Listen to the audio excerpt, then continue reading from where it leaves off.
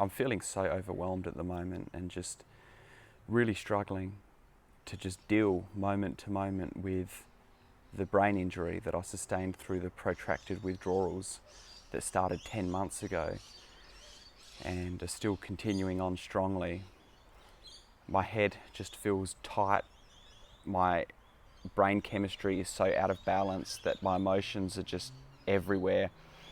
And the OCD counting thoughts that started 10 months ago are still just going. And I just feel like I'm just living in a surreal reality. It feels like this isn't my life.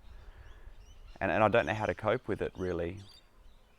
I know there's a lot of healing to still take place, and I know that I've made a lot of progress from where I was, but it's just hard to see. It's just hard to see past this. And to be honest with you, it sort of almost seems pointless for me making this video. Like that's just how I feel emotionally.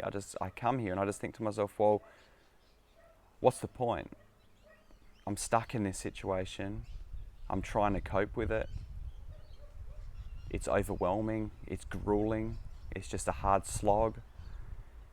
And I don't want to go through it anymore. I've had enough. I just want my life back. I want my mind back. That's how I feel. I mean, it's been hard enough to have to deal with a chronic illness for years.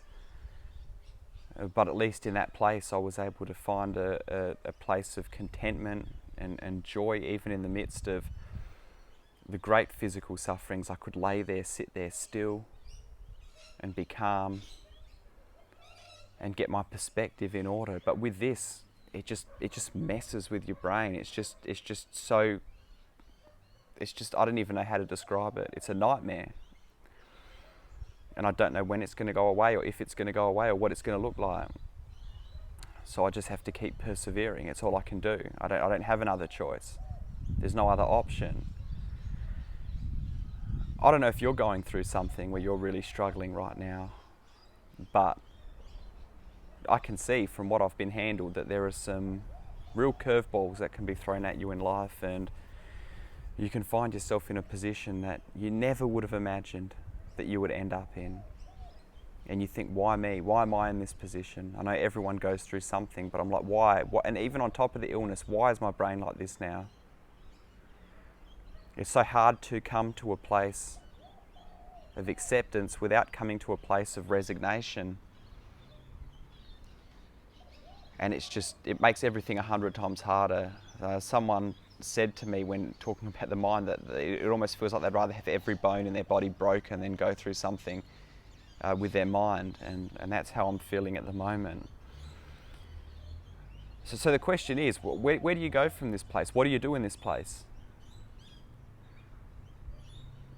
I was watching a video the other night from Joni Eareckson Tada, the woman who is a Christian woman who is a quadriplegic.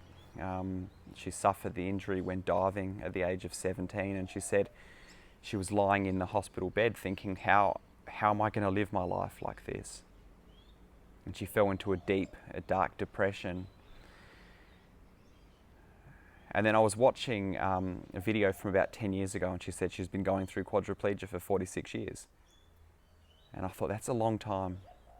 Could you imagine getting up every single day? When you're going through something, one of the things that makes it palatable, bearable, is that there's a time period, there's an ending to it usually. You know you're going through a dark season, you're going to come out the other side, and in the end, you just got to get through it. But in circumstances like that, there isn't. You have to live with that. I don't know what my mind's going to be like either, but going back to Joni, I thought 46 years of dealing with that. How do you do it? 46 years, imagine that time. I haven't even lived for that long. And then I watched another one of her videos, which was a very recent one, and she says, I've been dealing with this for 56 years. So there's 10 years that's just passed between the two videos, and in that time I can't imagine the suffering and the difficulty and the struggles. It's over half a century. And I was just listening to her perspectives. I was listening to how she has drawn closer to God. I was listening to how she's become dependent upon Jesus, and the joy that she experienced, not at first when she was going through it, she fell into a depression, but the joy she experienced after that. And how it hasn't been easy and she wishes it could go away, but how she's come to know Christ more in the midst of it. And that's just an inspiration to me. I would give anything right now to just be free from this overwhelming nightmare that I'm living in.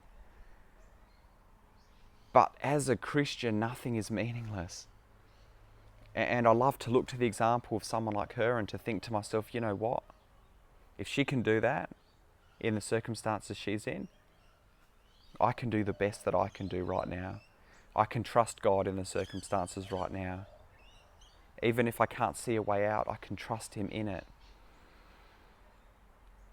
Even though everything seems pointless and it's just like, how do you see a future? How can you see a way forward? I just want to trust Him in it. So I don't know where you're at. I don't know if you're going through something at the moment that is just so overwhelming, or you've been through something that's so overwhelming, or you have people around you that are going through things that are so overwhelming.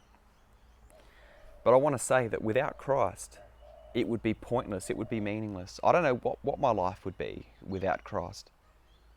It would be for nothing, ultimately, objectively.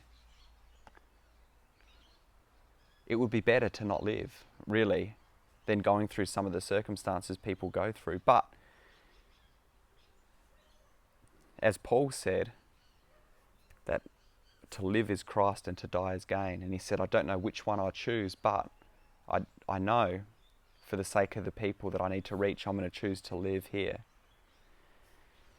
And that's what I want to do. I just want to focus all my energy on God, on knowing Him, on loving Him. Even when I don't feel like it, I can't bring myself before Him. I just need to just lay there. I just want to just endeavour to live a surrendered life. Not a stressing and straining life, but a surrendered life to Him. And I want to be able to reach people and bless people. And I know that in these messages, when people hear me talking like this, it can give them some sort of encouragement that they're not alone, or that if I'm persevering in these circumstances, you can persevere in your circumstances, the same as Joni's video blessed me. And that's all I can do right now. It just seems pointless. It just seems like, what's the point? I've gone from living just, even in difficulties with my health, full of joy and peace and excitement, to just being in a place where I'm just really, moment by moment, doing my best to survive and to slowly move forward as best as I can. So that's all I can say today, friends. I don't know what you take from this video, but I just want to say that the Bible tells us in John chapter 6, it says, when Jesus says to the disciples, many of them walk away, He says, where else are you going to go away as well?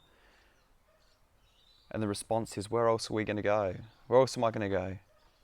Only you have the words of eternal life. And that's the thing. I don't know what I'm going through. I don't know what it's going to look like. I've got no idea. I don't know what the point is.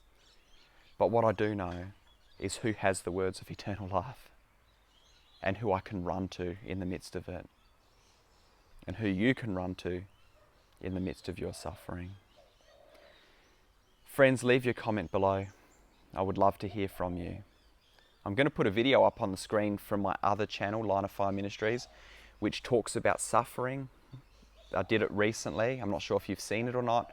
It's a scripted and edited video where I really talk about the heart of God in the midst of suffering, and what He does in the midst of suffering, and how we can trust Him in the midst of suffering, how in the end it'll all be worth it. I'll put that up on the screen. Click on it now, and I look forward to talking to you very soon. God bless you, brothers and sisters.